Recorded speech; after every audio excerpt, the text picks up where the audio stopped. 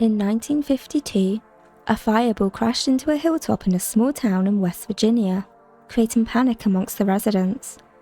What they reported seeing would later turn this into one of the most unusual cases in American folklore. Was this a natural event? Or something more unusual? On September 12, 1952, around 7:15 p.m, 5 boys aged 10 to 14 paused their football game as a fireball flew overhead and crashed into a nearby hilltop belonging to a local farmer, G. Bailey Fisher. Intrigued, they began making their way over, briefly pausing at the home of 2 of the boys, Edward and Fred May, to alert their mother, Kathleen May, of what had happened.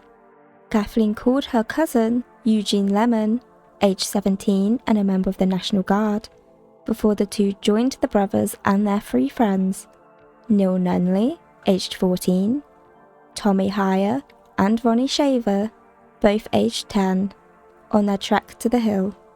When they eventually reached the hilltop, they found a red, pulsing object sitting in the middle of the field. A few moments later, they came face to face with what would become known as the Flatwoods Monster, or Braxy. Whilst the exact height of the creature is debated, the suggested range is between 10 and 13 feet tall. Based on the descriptions from multiple witnesses, the creature was said to have an ace of spades head shape, glowing red-orange eyes, and claw-like hands.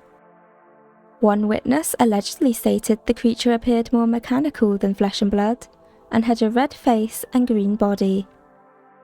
It is reported that the creature began moving closer to the group, resulting in their fleeing. Kathleen later reported that the creature emitted a pungent odour that sickened the group for hours following. Other sources have suggested the witnesses also suffered from throat irritation and nausea. However, the validity of these claims are unconfirmed. Many believe these symptoms match those of hysteria, while others have pointed out they also match those of the exposure to mustard gas. After Kathleen reported their experience to the police, officials searched the hillside and reportedly stated that they had found nothing out of the ordinary.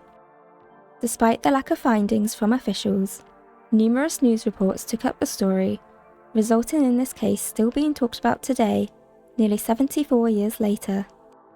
There are 2 main theories when it comes to the Flatwoods Monster.